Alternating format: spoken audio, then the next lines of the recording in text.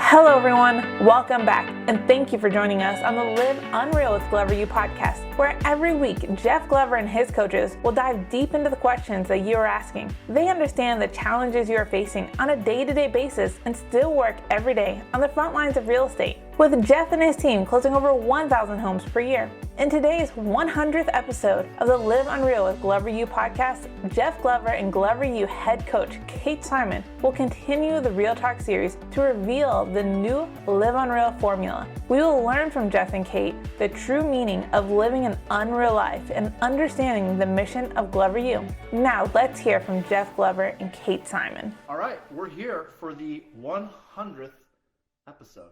Can you believe that? We've made it to 100. I don't feel that much older. What? I don't feel that much older. That's a good dad joke. You know, I actually didn't believe you. So a couple days ago when you told me we were doing our 100th episode, I thought, no way.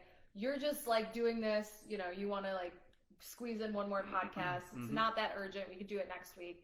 And only to prove you wrong, the only reason I did it was to prove you wrong, was I went back through every single podcast episode we've ever done, and sure enough. And you counted them one by one. I did. And then you later told me they're numbered. Which Correct. I could, but you know what? Well, not only are they numbered, but also every time we do a podcast promotion, it's actually on the image of the promotion. Well, shows you how much yeah, I'm curious. Those promos are working. Yeah, no, I'm wondering how many times you've shared it. I listen to it every time it comes out. I listen to it every time, but I know it comes out on Thursdays, so I don't We're make a here promo. Thursday with our newest episode and our 100th episode. So we wanted to do something special, being that it's our 100th episode, and so we are in the residence of Kate Simon today because there's too much of an echo in our Birmingham office, and Kate didn't want to drive all the way to Plymouth. It's true. Where our studio is at. So. Well, I'll spare you guys the details of the hours that Jeff has us doing these various podcasts. Note the shot of espresso for anyone who's watching on YouTube here. But I said, listen, I'm happy to work as late into the evening as possible, but you're going to bring the studio to me. So he graciously agreed, and here we are. Yes, and as long as I've known Kate, she doesn't work when the sun is nearing going down. Most of us work into the evening at Glover U and at our real estate company. Maybe on if the sun going down is in sight, meaning like if you can kind of see it going behind the clouds and the trees, that means it's time to hang it up for the day for Kate. So that's why I had to get here before the sun went down.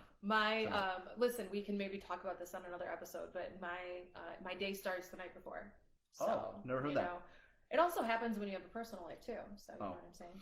I know what you're saying. Do you? I've got a few of those. What? A few personal lives? I have a few personal lives, yeah. Okay, I had to clarify. I'm a Gemini, you know. Okay, sure. A Gemini, sure. if you know the signs. I right? do. A Gemini has two personalities, hence two personal. Anyways, okay. All right, let's jump in. What? That's true. What's your sign? You have to be an Aries. I'm not. A Taurus. Yeah, you're a Taurus. Wait, why? The bull. Yes. Mess with the bull, you get the horns. Yeah. So the Taurus is always ready to battle. Yet you still always mess with the bull.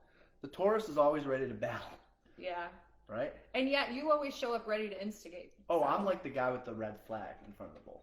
You're the guy behind the bull, poking him. Oh, no. Irritating him as much as possible. I'm like, come at this flag. Oh, you missed it. Yeah, come at the flag. actually, you missed it. That's actually pretty accurate. All right, let's jump in. Okay. So, a couple things before we get into today's exciting unveiling. We talked about we're going to unveil something for the first time on our 100th episode, which we're going to get to that in a second. Before we do, I just want to remind everyone, if you haven't seen any promotions yet, which you haven't because we haven't talked about it, we were doing it completely free. As you know, we're trying to do as much free content as we can. If you've been following us, you know for the entire year of 2020 during COVID, we put out a boatload of free content for you guys. So we're going to continue putting out as much free content as possible, including our newest, latest, and greatest business plan, which is being debuted on Monday, November the 2nd at 11 a.m. Eastern Standard Time. So I'm going to walk agents through from start to finish the 2021 Agent Business Plan, and that's taking place on Monday, November. I only do it once a year. Well, we did 4 business plans this year, but you really should have quarterly business plans, right? But this is the plan for 2021. We've made some modifications to it, including one that we're covering today is going to go in the plan, and we made some modifications based on what's taking place in the market, what's taking place in the economy, obviously what's taking place in the environment with COVID and so forth, and That is taking place Monday, November the 2nd, 11 a.m. Eastern. Totally free. You're going to get me presenting it live, and also you're going to get a hard copy of the actual plan. And you should know this is the exact same plan that I'm using with our agents, same plan we're using with our team. What are you smiling at? Sorry. Continue. Okay. Is the business plan a joke now? What are you laughing at? Sorry. What are you doing? I'm sorry. Okay. I was thinking of something else you said. Oh, okay. Business plan. All right. 2021 plan. Go to gloveru.com/webinar to get registered. gloveru.com/webinar. It's totally free. November the 2nd, 11 a.m. Eastern. You're going to get the live video plus a hard copy of the plan. Also starting the week of November the 2nd is a couple new group programs that we released, particularly one that seems to be pretty hot, the Buyer Mastery Program. Yeah. We've been so focused on sellers really since GloverU, since our inception. It's not that we've ignored buyers, because we've taught, buyer conversion and the showing agent model and so forth. Buyer Mastery, Listing Mastery, Prospecting Bootcamp, all of those programs, we only launch, twice a year, 3 times a year? Yeah. All of those are starting the first week in November. So if you're interested in those, just email us at info@gloveru.com or go to gloveru.com for more information on those programs. They all start the same week, so if you're interested in one, feel free to reach out to us. Last but not least, and we'd love to have all of you, of course, as our organization grows, when we feel that you're fit and you're interested, we'd love to have people inquire about what it looks like to be a coach for our organization. As our demand for what we do increases, the demand for what we need increases. And this weekend coming up, we're doing a real special. We do it annually, Coaches Retreat, and that's happening at the Westin Book Cadillac in downtown Detroit. That's happening. Don't tell them. Now they're going to storm the place. Oh, they're going to show up. We'll have security. No. That's happening in downtown Detroit. We do that every year, a couple days with our coaches, nice dinner, good company, good masterminding, a lot of good role-playing, coaching scenarios, presenting things as if you were presenting from stage. We role-play with each other. It's a really good couple days together. That's happening this weekend. So we got a lot going on at GloverU. But yes. And we've got Live Unreal advances happening like crazy. Yes. Lots of them. It's a super busy fourth quarter. I mean, I'm thrilled. I'm excited. I mean, I feel like probably everybody out there, feels like they had a solid 3 months, maybe even 6 months of just uncertainty and like what the heck's going on. And obviously there's still a lot of unknowns. There's still things that, are going to occur that we can't necessarily predict. But I feel like we have our footing. It looks like we do have our footing and we've adjusted. And I think what obviously we've got a lot of public things going on, the group coaching and everything like that. What I'm most excited about is really we put together a stronger agenda for the coaches retreat than we did last year. And if you know anything about us, our goal is always to top what we're doing. So that shouldn't surprise. But we're finally, as an organization, we're past the infancy stage of just figuring it out. We're past just doing the best that we can. And we can now actually start having some fun and applying the things that we teach all of our clients and their businesses to start creating the Unreal experience for our coaches, to start creating the Unreal experience for our clients. So if you're an active client of ours, there's going to be some new and exciting things that, hopefully you see the difference in on our operations side and even, just marketing side in general. And if you're a coach with us, obviously it's our goal to make an Unreal experience for you being a part of our team as well. So I'm really excited in that back of house facet right now, just because it's finally something that's taking shape after a long time. Yeah, no, we're super excited for this weekend and for next year in general. All right, so what everyone's here for, 100th episode, we promised the unveiling of the Live Unreal formula. And, we've been talking a lot over the years about what an unreal life looks like. You guys have heard the definition. A life so amazing, it's almost unbelievable. And really we use the term unreal in a lot of things that we do. And we decided it was time to put together not just, any old goal setting system or any old start of a business plan, but really put together, all right, what is being a part of GloverU and buying into and believing in the mission of Live Unreal, what does that actually mean? When you come to an event or when you sign up for a program, when you wear a shirt that says Live Unreal, we want to make sure you know exactly what we mean by that, right? All the new gear is in. I can't wait till that goes on the website. I can't wait to see it. You guys still haven't even shown it to me. Well, you got your hat. I know, but I know there's other cool things. There are. Anyways, when you wear Live Unreal around, we want you to fully understand. Yes, the phrase is cool, live unreal. The definition, a life so amazing, it's almost unbelievable. But what is the actual formula for that life so amazing, it's almost unbelievable? And so we had a great meeting a couple Saturdays ago where we whiteboarded a bunch of different stuff that we've kind of learned through the years, and a culmination of what we've implemented, what we've been taught, what we've been trained on, and we came up with the Live Unreal formula. And so Kate does an amazing job presenting it. So I'm gonna turn the mic over to you for this. Do you want to go have a snack while I do this? Or? No, I'm still here. I'll hang out with you. So it's interesting because when we actually had this conversation on that Saturday, I don't really think either one of us were planning on formulating this.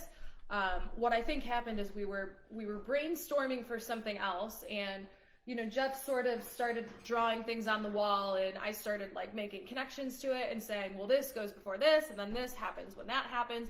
And more or less, we carved out this path of starting from zero, starting from your basic needs of, hey, I need money, to how does that translate to an actual unreal life? So one of the reasons that I'm particularly passionate about it, and maybe some of you have felt the same way, is because we see the phrase live unreal and we talk about it at a lot of our conferences, yet most of the content we're coaching on and most of the content we're talking about at our summits and our retreats are all about real estate. And to me personally, even though I knew in our heart of hearts what our mission was, I felt like there was a little bit of disconnect between what we want our bigger purpose to be and how we're helping agents get there. Now, to be transparent, when we go over this formula, you'll see, listen, real estate, at least in our world, is the vehicle to that, and there's very little we can do to have an unreal life and to become an evolved person until we're taking care of some of these other level things. So for the most part, that's why we spend a majority of our time coaching to real estate, because we know that it's a vehicle to unlocking other things. So I'm going to go ahead and go over with you what this formula is. So we call it a formula. It could be a flow chart. It could be a quadrant, where we are really, real talk, right? I mean, this is the behind the scenes, us working this out, together. So there's really 5 different, I would say, pieces, components, pillars, whatever you want to call it. We've got money, okay, like the basic human needs, which I'll go over in a second. We've got transactions or real estate as the vehicle in general, okay, so how we earn that money. We've got the why, right? Like, what's the reason why we're selling real estate? What's the reason why we're, going after these transactions? And then I always felt, and I feel like a lot of our clients have felt this way as well, things get stuck in that loop, okay? We go from money to selling transactions to the why, okay? Mm-hmm. And then when we hit that why, whether it's a new car, a new house, a new whatever, a good vacation, we sort of have this moment of, okay, what's next, right? Well, and that's where vision boarding, it became so popular, right? Because everybody said, you have to identify the things that you want, and that's your why. And then once you identify those, you need to put them on, on poster board and have vivid pictures and phrases and words and cool stuff that, you print off or whatever and glue it, and that is still part of the process, but it doesn't end there. And I think that's the mistake a lot of real estate agents, real estate teams, real estate brokerages make. They say, all right, guys, we're going to business plan. And then, hey, to finish the day, by the way, I'm guilty of this too. And then to finish the day, we're going to put vision boards together. And that's why you're here. And that's why you're a part of this company. Which, by the way, don't get me wrong, that is the start. I mean, that's more than most do anyway. So that's still a good thing to do that. I'm not saying that vision boarding and doing those activities are bad. We still do them too. But there's a whole nother level to it. Well, and, for some of you who are listening out there, I know I've had these personal conversations, coaching, and even just myself, for the last year or so, and, I don't know, I mean, I haven't put a vision board together, or y'all put a vision board together and it sits on the wall and I kind of look at it and I'm like, yeah, Hawaii would be nice, but okay. Yeah, new house would be nice, but okay. And I was realizing that a lot of our clients were running into the same thing where, yes, those things are nice, but ... what's next? Right. And the but ... what's next is most often what we feel like has been either ignored, glossed over, or just not talked about. And by the way, the ... what's next can actually also be, and sorry if you're about to say this, but crippling to someone. Yes. Because they're chasing something that's not fulfilling. Can I tell you my experience with that? Yeah. So as some of you know, most of you know, and I'll share this with you because you were very much part of this. I remember the day that I walked into your office and I was I was selling on Jeff's team for, 2+ years at this point, and it was always my dream to sell in California. It was always my dream to sell these really luxurious houses, and I always thought, hey, I want to live somewhere with nice weather. I want to get a bigger commission check. Beaches, yep. Holy crap, if you've ever been to Southern California, why not? Why don't people live there, right? So to me, that was oh my gosh, I've made it, right? And I will never forget, and by the way, guys, and I know I tell this story and maybe one day we can actually really tell it, but I didn't just move to Southern California, I moved to Malibu, right? One of the most high end, if you're looking for a luxury lifestyle, or for me, I mean, come on, I was broke, didn't even have a commission check coming in. I wanted the exposure to wow, what's life like out here? And I had an incredible exposure to that. But what happened was after 6 months, after 9 months, after 12, 18 months of not just selling, right? So the first couple houses, oh my gosh, I'm doing it, I'm selling in California, but actually building a business out there, I felt incredibly unfulfilled. And it was it was the scariest and honestly one of the hardest things for me to personally go through, because here I am, I moved my entire life across the country. I gave up, a spot on the #1 team here, and oh my gosh, why wasn't I fulfilled with what I said I wanted? I was making good money. At this point I was living in the heart of Laguna Beach, staring at the ocean every day. It was, I could pay my bills and then some, and it was why isn't this enough? And I had my own, realization and moment, and this was part of when I was Jeff, come on, let's do something bigger. Let's start this, let's start that. And I realized that the material things, at least for me personally, it was very cool in the moment. It was very nice. But when you're living in a city where everybody's driving a nice car, or everybody lives in a nice house, or everybody's doing nice things, there is no exciting factor about it anymore. It's just called life. And then you have to start thinking about what's my role in this? What's my hand in it? So that was my personal experience with it. And I struggled with that for a long time before, and before obviously we went public with Glover U, really deciding I'm moving back to Detroit. And a lot of people were what the heck? You guys have, a house there now. Why would you move back to Detroit? Of all places, Detroit, Laguna Beach, what are you doing? And it was always this very clear moment of, but my purpose is there.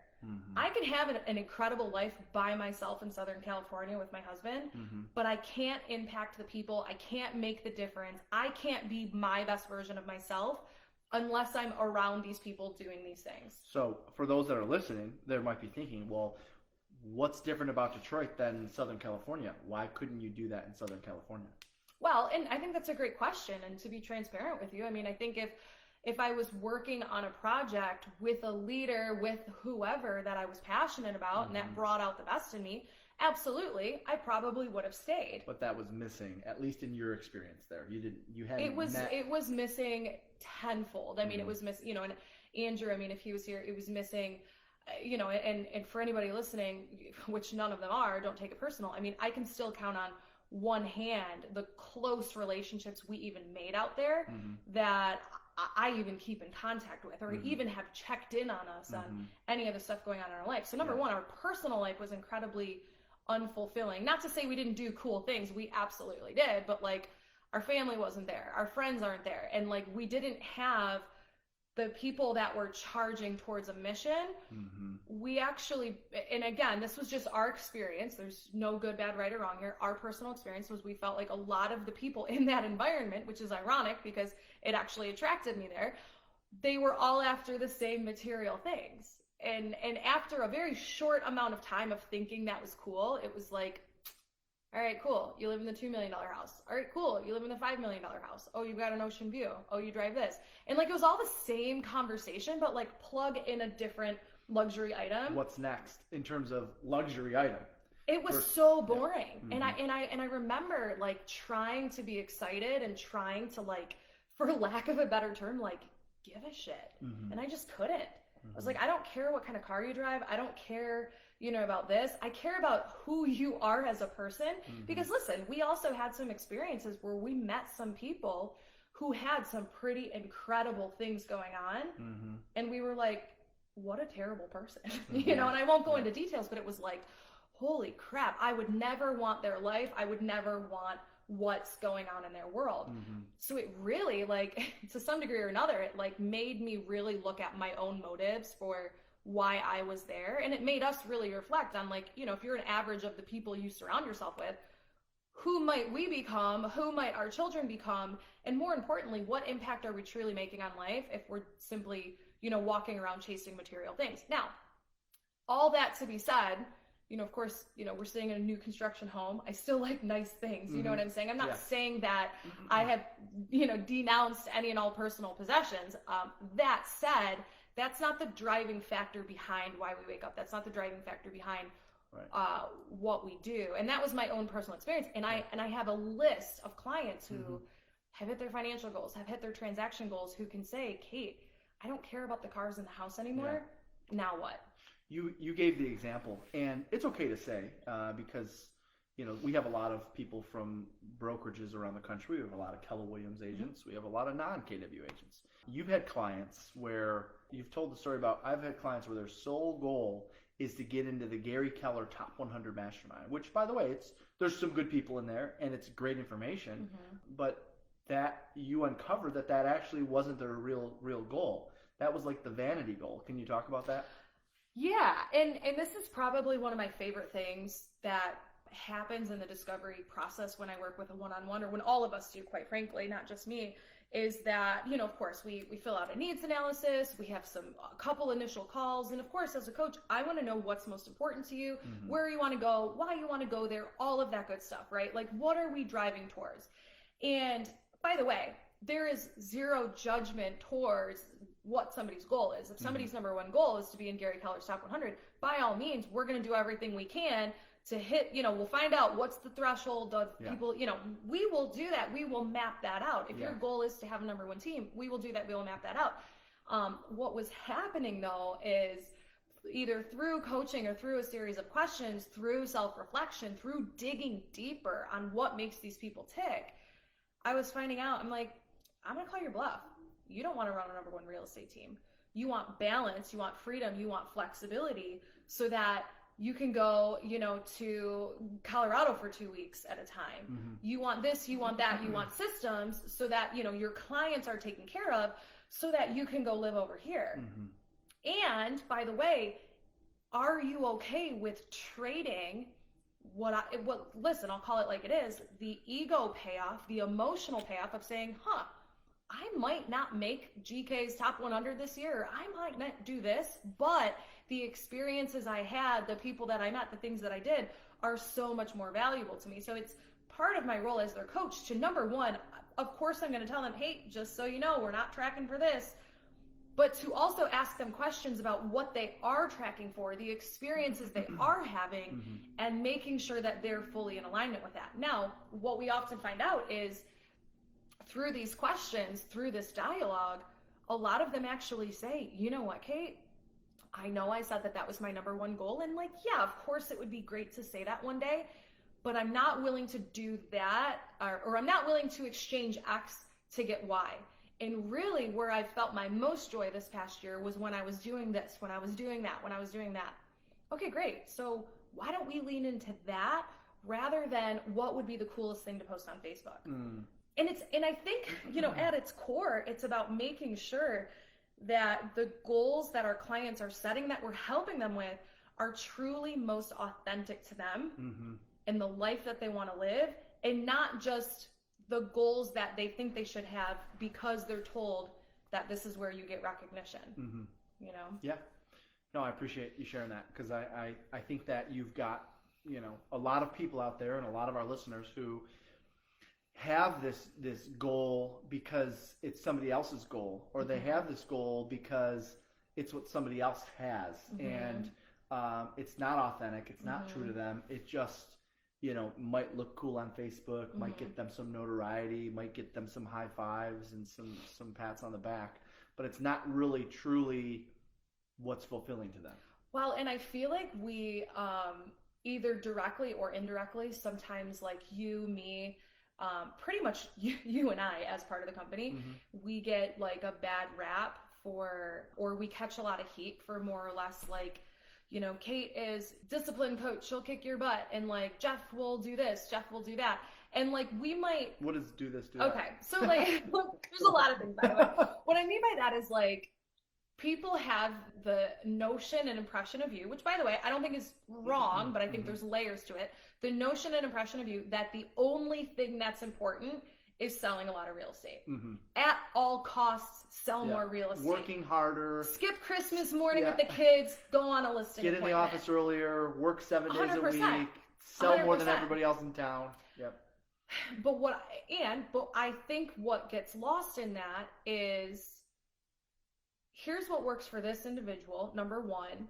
Now, how can we take that and make it custom to you, to what your goals are? And by the way, I feel like a handful of clients come to us because they have that fire that you're so good at pulling out of people, where they're like, shoot, I sold 10 houses last year. I know I can do better. I want to do 25. You know what? I did 30 deals this year. Shoot, I'm going to do 50. And they almost get like mad at themselves for not doing better. So they get super inspired. They join coaching. And then they get into coaching. And then at some point, whether they say it to me personally or not, whether they say it personally to you or not, I've had calls where either my client's tone of voice or what they say to me communicates that they think I picked the goal for them. And they get mad. I don't want to say they get mad at me, but they're like, well, I'm not going to sacrifice this, Kate, in order to do that. And I'm like, hey, I'm okay with that. We just need to have a discovery conversation about what you're willing to do and what you're not. Like, there is no hierarchy of you're a better human, you're a better person, you're a better realtor if you sell 50 houses or 100 houses a year. Although yes, you'll see in this formula how we get to that pathway. I want all of our clients to understand that our goal is to truly coach somebody to an unreal life. And it doesn't always mean selling more houses every year. Yeah. So if I can add to that, now. Do you feel like you got to like defend yourself a little bit? No. No. I think it's important to point out that there was a period of time where that was me. I mean, I was working 75, 65, 85 hours per week to sell 150 to 200 homes per year. And, it was very important to me before we launched Glover U, because I didn't want to be a fly-by-night. I didn't want to be someone, he had won a couple successful years, whatever awards, and now I'm the expert. I wanted to do it for 10 years in a row, and I knew that if I sacrificed some of my personal time, now granted, timing in life is a lot of times everything, right? Like some people are at a point where they wouldn't have the time to dedicate, and they would do it if they could, but they can't. And I was, I started early enough to where I had that extra time to do it. But as time went on, I mean, I would say to this day, and this isn't anything to brag, but I think it's important to point out because it's such a contrast compared to where I was and where I am now. I'll sell 75, 80 homes this year and probably put in 10 hours a week in real estate sales. Now, granted, as if you look back over the last 18 years, or really let's say the last 12, because that's really when I started selling high volume, high numbers, each year, except for the first 5, my hours devoted towards real estate sales have decreased, but yet my transactions have stayed the same or gone up. So, yeah, for sure. It's not just about, and obviously there's a lot of other things that we're doing, aside from just selling real estate. The point I'm trying to make is it's not just about time away from your family so you can sell more homes, or what are you going to sacrifice to be number one in your community. It might be that for a year or two, you might be out of whack or out of balance for a year or two, but you'll get that time back if you're willing to sacrifice it early on. Or you could say, you know what, I don't want to be like Jeff and sell 100 homes a year. Fine, sell 50. If I'm working 60 hours, if I was working 60 hours to sell 100, work 30 hours and sell 50, and we'll show you how to do that. Yeah, and I think that it's also important to understand that like your decisions with work were uniquely yours based on where you wanted to go. And you touched on something super important about essentially earning a level of credibility so that you could impact people on a larger scale. And you opted to, let's say, put in the work here. I mean, listen, you still put in the work in a much different way. in order to impact people over here, because that was your unreal Yes. life, which we'll get to in a second. Yep. Right? Now, there's other people who, when we talk about what's your unreal life, how do you get there? Your life is probably not being a professional real estate speaker and trainer and being on the road 2 to 3 days a week, right? Yep. I mean, like, that's very unique to you. And I want to make sure our whole client base is super clear that although my life is, rigid in its own ways, although Jeff's life is rigid in its own ways, like, we do have the ability and recognize that not everybody's trying to be a carbon copy of you. Yep. And that your coaching, your goal is uniquely authentic to you. That's Yep. what's most important to me and Yep. our coaches in our program. And real estate transactions are just a vehicle to get towards whatever else you want to do. Exactly, right? At least in our world. Yeah. So, okay. Let's hear about the formula. All right, so back to this, guys. So, the way that I have this drawn out, and for anybody who's following along or at least watching on our YouTube here, what I'd recommend for you to sort of mentally see how this all flows together is start at the bottom of like a legal pad or, 8.5 by 11, piece of paper, and you write money, okay? Like, that's our basic human. So everyone should stop and take out a sheet of paper. Oh, okay. Yes. Stop Yes. and take out a sheet of paper. So we'll wait. So if you're driving, stop and take out a sheet of paper.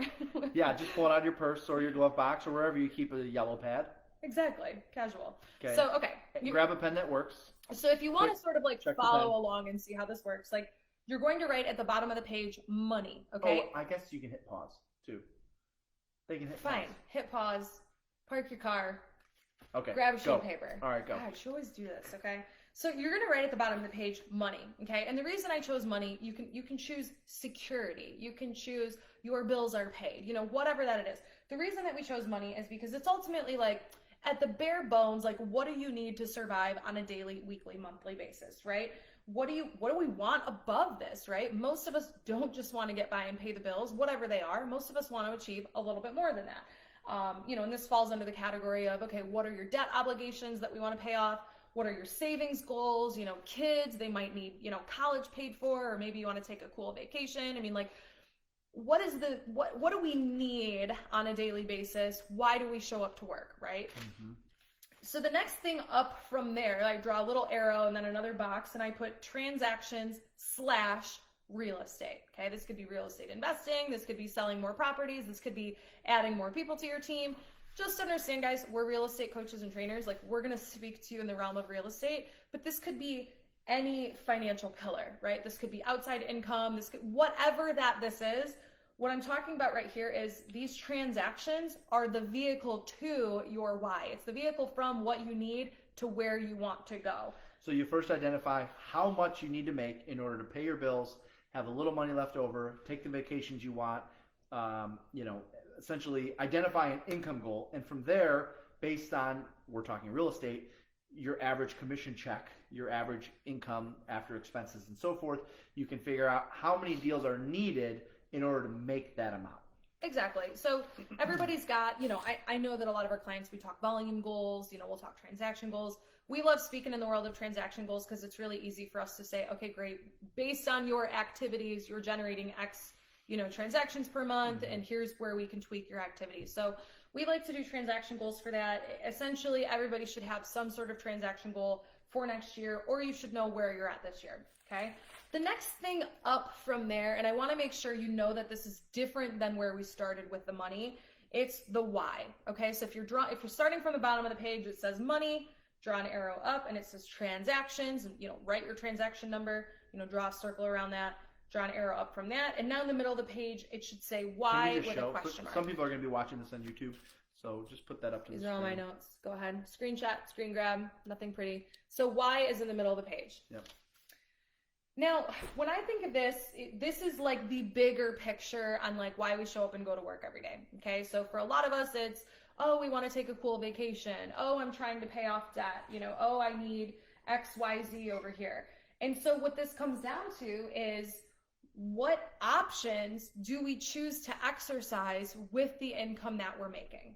Okay, so the why is, what options do we now have? Well, we could buy a new house, we could put it into savings, we could buy a new car, we could do all of these things. So this is above and beyond the income goal. It's kind of like, all right, the income goal is the necessities, right? At the bottom, the money. is the necessities, and the But why I would even say there's some like non-necessity things in here, such as like, what are our needs? Like, well, we want stability. Mhm. Well, we want consistency. Mhm. Well, we want, the freedom and flexibility to go, add guac to the burrito without checking how much the price. You know what I'm Yeah. saying? Like, just a little bit more of that freedom and that lateral. That's what the why means to me. Now, Yep. how that translates like in real time is like, okay, well, that's the stuff you put on your goal board, right? I mean, you might not put extra guac on your goal board, but you know that financial freedom is part of that why, right? And then guys, when we're drawing this graph, this is the area we get stuck in, right? We get stuck money, transactions, why? Okay, crap, I think I need more money. I think I need a bigger house. I think I need another car. So then we go down here, we sell more houses, and then we get stuck up here. All right, crap, well, what's my why? So we get stuck in this cycle. Yep. Well, in order to get through this cycle, we have to start, really, I mean, the next level up, if you draw an arrow up on your page from why, is best self, okay? And this really comes down to, I mean, you can pick a different word for it. It could be unreal self, it could be your personal development plan, okay? And what I want us to focus on here is, okay, you have the car, you have the house, you have these things, you have the security, you can add guac to your burrito, all of that's fine and dandy. Now, who do you become? Who are you along the way? What decisions are you making with the options that you have? And this is where like we really started to kind of have fun with this in the office, because if you watch the original video, you'll know that I gave a different example, but today I'll give the example of, okay, great. Let's say you have two identical agents with two identical income goals who sell the exact same amount of properties. And let's say that their GCI on an average year is 200 grand. Solid, right? You can have a fantastic life, nothing to complain about. 200 grand's a solid income, no matter how you slice it, okay? Well, now we start looking at the transition from your why, what you're doing with that money, to am I living my best life? Am I living my best self? And we talk about the options, right? So the example that, Jeff would rather me use is you can live a fantastic lifestyle in Las Vegas with 200 grand and party like a rock star, as he wants to call it. We cleaned it up from the last one. We cleaned it up from the last one. By the way, the last one was never supposed to be blasted to every Facebook group that you sent it to. Only a couple. I asked you to record it for our own internal notes, and then you shared it with like the entire internet, which I did not approve of. Listen, less than 2,000 people saw it. That's not the entire internet. Less than 2,000 people. Thank you very much for that consideration. Continue. So we have to think about, okay, with the options that we have, with the money that we make, with the why that is fueling us, who are we becoming? Okay, we could, right? And I'm just giving you guys a stark example here. We can become the person who parties like a rock star in Vegas every weekend, no savings, oh my gosh, life of the party, all of that fun stuff, or for example, and this isn't better or worse, it's just a different path, you can save, you can invest, you can buy another, rental property, you can, take your family on a vacation, you can decide you want to start a family. All of those things are possible with both agents who have the same income goal and sell the same amount of houses. But who they are and who they become are starkly different people. Yep. You have one person on this path over here, and you got one person on this path over there. Now, it's very important, you guys, that, and listen, I know that I'm kind of being silly in the examples, but I think it's really important to at least pause and state that, like, there is no judgment in what we're saying. There is no judgment in what is a good life, what is a bad life.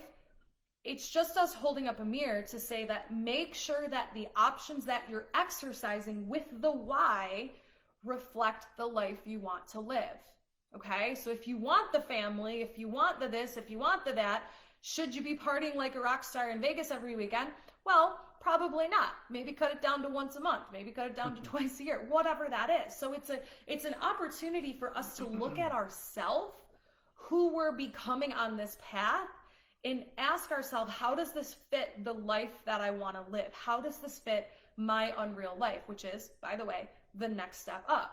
But before we can talk about the final step, at least in our formula, which is unreal life, best life, whatever you want to call it, we have to take accountability for who we are, okay? And again, there's no judgment, there's no good, bad, right, or wrong. It's simply, What is the life you want to live up here? What does that look like? Who do you want to impact? What do you want to do with that life? You know, for instance, Jeff, you wanted to become the #1 real estate trainer, you know, coach, top real estate agent. How do your daily decisions reflect that, right? How do your personal decisions reflect that, right? And for those of you out there who might have a different personal goal, or maybe maybe you have a family goal, maybe you have these other goals, the next step down from that is asking yourself, who am I and who do I need to become in order to attract that?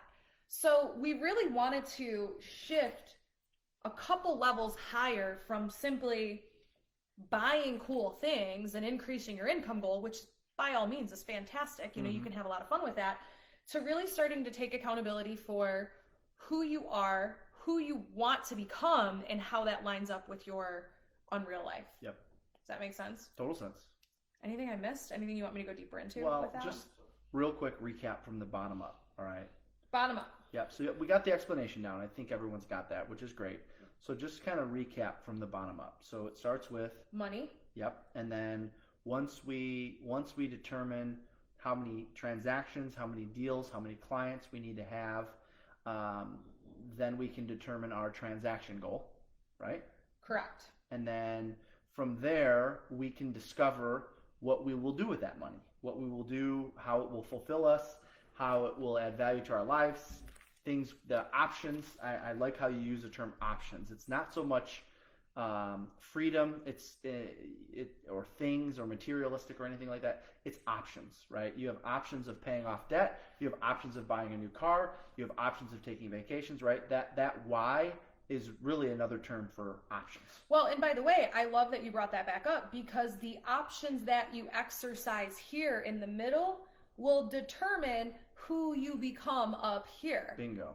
Right? Yeah. So these options, what you do, now again, there is no judgment. There is simply awareness for the choices that you make, you know, little by little, daily, weekly, monthly, will accumulate to the person you become. Yes. Right? And then the person you become, which is the next level up, that's basically your best self, who you become based on how you exercise those options, based on how many transactions you do, based on how much money you need to make, then leads to what does your unreal life look like once you become that version of yourself. Yeah, and I think it's super important. Like it's like the classic saying of like, you have to secure your own oxygen mask before you can secure somebody else's. Like, the truth is, guys, like, okay, when we wrote this out and we, you know, above why we put best self and then unreal life, when we wrote that out, like, we understood that the step up was best self. Like, that actually should be as self-serving personal development as possible. Like, that should be the level where we're working on ourselves, where we're really evaluating our thoughts, behaviors, where, you know, for gosh sakes, maybe you go to counseling, you know, maybe you give up drinking, or maybe you pick up drinking, you know, whatever habit is going to support who you are. And you might spend a long time there. This is not a 6-month program. This could be years. In fact, if for anybody who's, you know, touches the personal development world in any facet, you know, you're never done. It's lifelong work. So there's never like okay, cool, I'm done, I'm developed. But just understand that depending on what you want your best life to look like, or rather the impact you want to have on others, because remember, when we talk about best self, it's about us, but when we talk about unreal life, it's about how do we show up and how do we give to others, right? Yep. What's the life that we're able, what do we impact. participate, what's our impact, What's right? your impact? Yep. We can't really have as big of an impact that we want until we master the self. Yes. Right? So how does the person determine, let's look at the self and the life. How does someone say, okay, Kate, how do I determine what is my best self? I mean, is it like mentors that you look up to? Is it people that you observe, you know, in your market or in your town that you're like, man, I'd really like to be like that person? How does one person, because I think you can agree with this, I know before real estate, your background was psychology, is it just like your upbringing and people that you've been surrounded by? How do people know what their best self should be? Is it, or is it just based on, hey, like you give the example of partying like a rock star in Vegas. Well, if that makes that person happy, how is that not their best self, right? So help us understand the contrast there. Well, and if that person is happy and fulfilled with that, and maybe it's 100%. fake. I'm sure Vegas, you know, a lot of people, that's a temporary period in their life and it's not real. But for some people, that might be enjoyable and exciting. I don't know. How do you? I just want to clarify. Are you asking for a friend or are you asking for a yourself? friend, yeah. No, but seriously, how do you? So listen, like, 'cause and your I background genuinely depends on do that. mean it. Like, there is no judgment in the choices that we make. In fact, on a different, very unplugged episode, I could go over with you some very interesting things that I saw and was exposed to out in Malibu and LA of, very wealthy, successful people living very interesting lifestyles. And it's so interesting because it's like, there actually is no judgment here. It's making sure it's aligned with who you want to be. Okay. So I think that it comes with a level of self-awareness and understanding what feels good to you, what doesn't feel good to you, where do you want to go with things. And also not just like ripping a textbook page out of the American dream and thinking like, shoot, I should probably get married. I should probably, be a dad. I should probably go to soccer practice every week, and understanding that there's people on the opposite side of the world, and I'm going to use an extreme example to prove a point. There's people on the opposite side of the world that have multiple wives, multiple lives that are completely fulfilled and completely happy.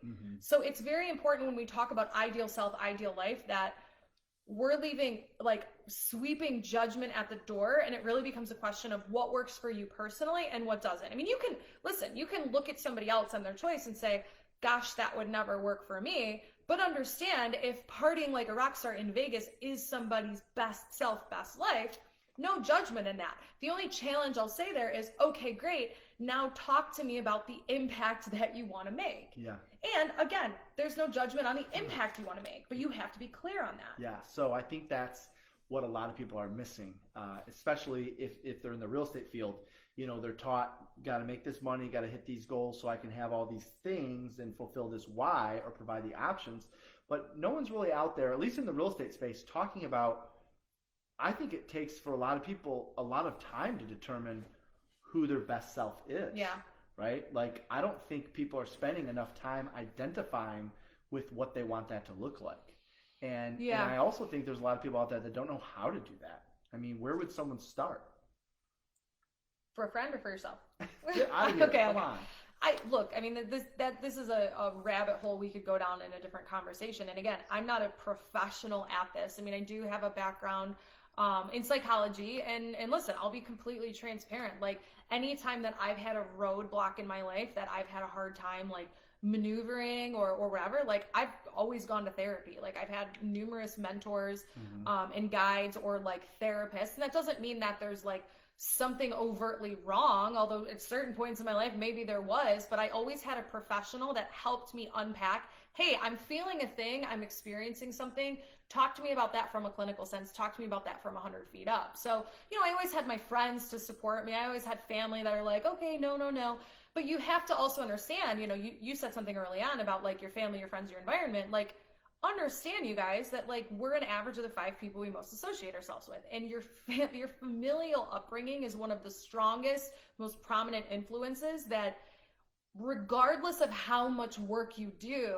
you're going to be fighting that forever if it was a bad upbringing. And if it was a strong upbringing, good for you. That's going to be the wind underneath your wings for a very long time. So yes, it's fantastic to have familial support, friend support, all of that good stuff. But if you're working through some stuff, or if you want to break beyond a layer that maybe you were raised in, don't be surprised or ashamed if you might need an outside perspective. Yeah. Now, it could be a coach, it could be, a trusted mentor, it could be a life coach or a therapist, all of those things. But I think it's really important to have somebody in your life who can hold up a mirror and say, hey, Kate, remember you said you were really kind of done dealing with XYZ over here and it caused you this pain, this frustration? Well, the behavior that led you there, you're kind of doing it again, right? Because whenever we evaluate, am I my best self, or, is my life the best version of itself? We have to also take accountability for the opposite end of the coin of, how have I participated in maybe a positive or a negative way in the life I'm living right now? How have I actively participated in the negative things going on in my life? How have I actively participated or facilitated or allowed the negative things going on in my life? Now, for some of you out there, you might be thinking, Kate, you don't know my story. You don't know about me. this was how I was raised. And listen, for some of you, I personally know and have heard your stories, and you have very tragic either situations that happened in your childhood or maybe, uncomfortable things that you're dealing with right now. And this is not me saying scrap it, pull yourself up from your bootstraps, that doesn't matter. What I'm saying is what happened to you might be your fault, might not be your fault. We always have to evaluate, hey, was there some level of participation? And listen, if you were a child and you're living under your parents' roof, no, nothing like that should have happened. But, into adulthood and stuff like that, we have to take responsibility where we can. And once we've done that, we then have to have acceptance for what we cannot change, but what we can do from here, right? So it's the classic example of you can't change what happens to you, but you can change what you do from here. Mm-hmm. So we have to constantly be evaluating our life from what feels good, what doesn't feel good, what do I want my relationships with my kids to look like? What do I want my relationship with my spouse and friends to look like?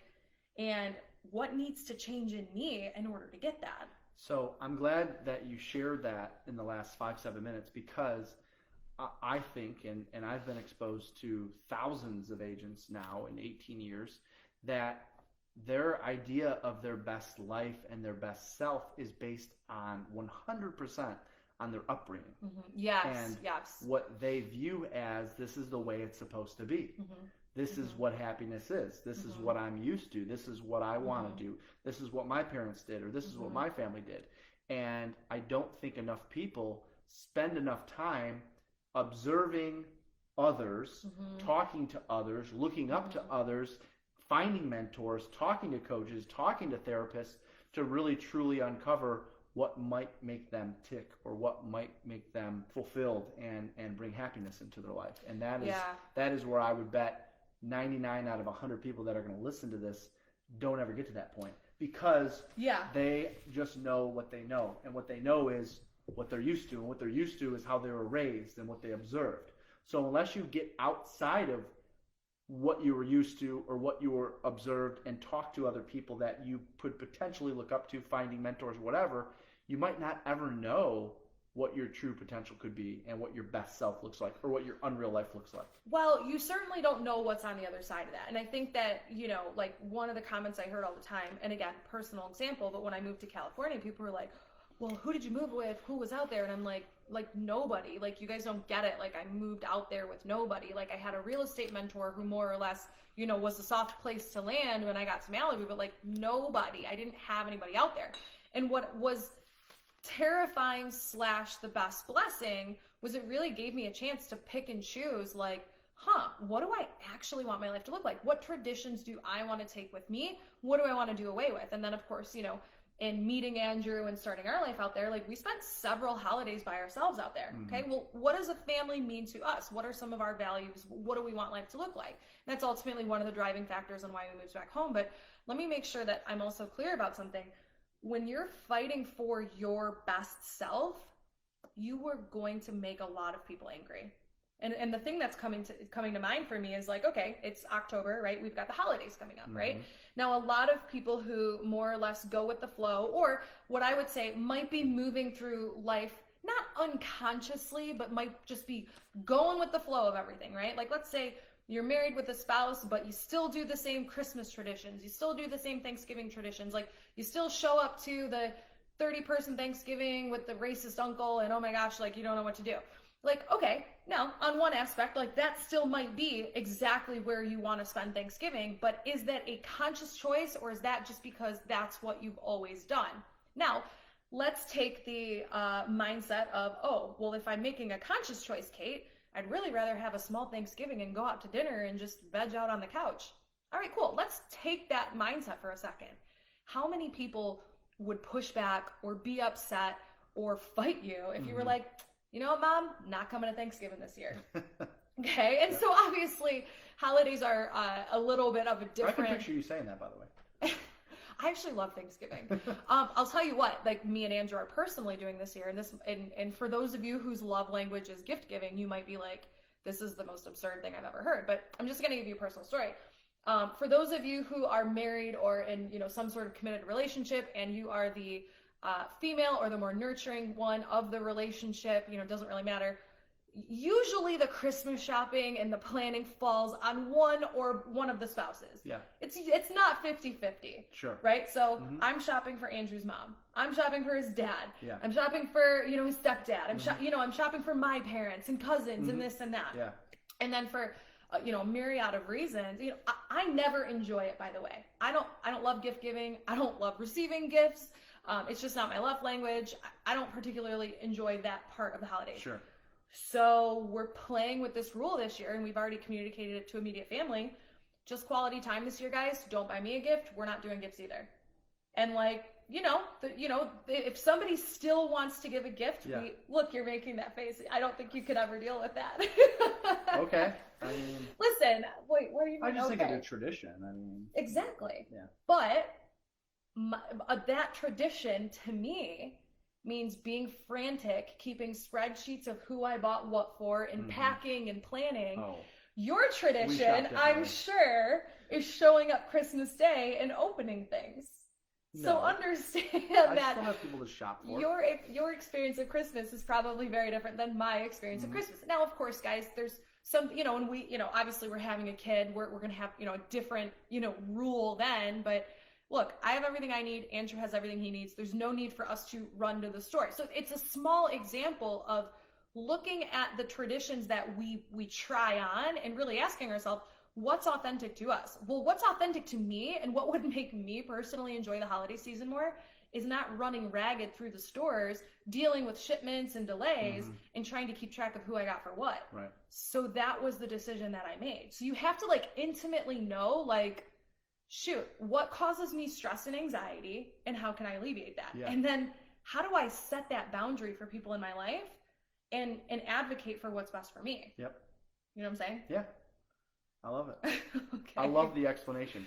All right. Well, we are running out of time, Kate. So Oh, okay. This is the 100th episode of the Live Unreal podcast. We very much appreciate everyone listening and tuning in. If you like what you heard today, give us 5 stars, leave us a comment. If you didn't like what you heard today, then don't leave us any comments and just go find something else to do. Last but not least, don't forget the 2021 Glover U Business Plan is debuting on Monday, November the 2nd at 11 a.m. We are going to talk about the Live Unreal formula and how that fits into the plan. More specifically, we're going to talk about the first 3 pillars, which are how many transactions, what money is required, so you can have those options. So then you can lead into your best life and, of course, the unreal life that you want to live. And that happens on Monday, November the 2nd at 11 a.m. Free printed plan, and also the video is going to be recorded live. GloverU.com/webinar to register for that. GLOVER, the letter U.com/webinar to get registered for the official 2021 business plan. Were you going to say something, Kate? I was just going to say, I know Jeff touched on this a little bit and said that our business plan is completely different and new. It's the foundation of what you've seen before, with the added layers, with the added questions of encouraging you to think about who you want to become along the way. So we really want to put a stronger emphasis on that in 2021, of making sure that we are coaching to the person and the unreal life that they want to live while using real estate as a vehicle. We don't just want it to stop at money and transactions anymore. That's right. Love that.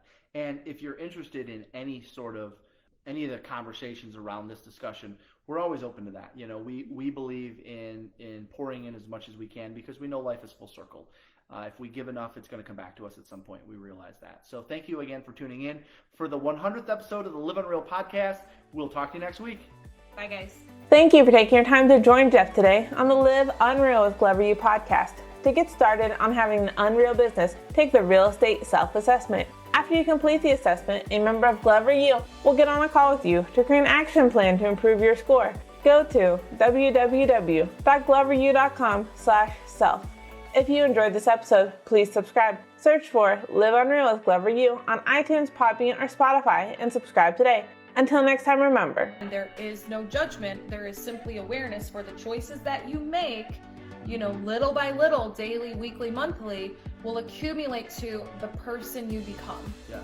And then the person you become, that's basically your best self, who you become based on how you exercise those options, based on how many transactions you do, based on how much money you need to make, then leads to what does your unreal life look like once you become that version of yourself?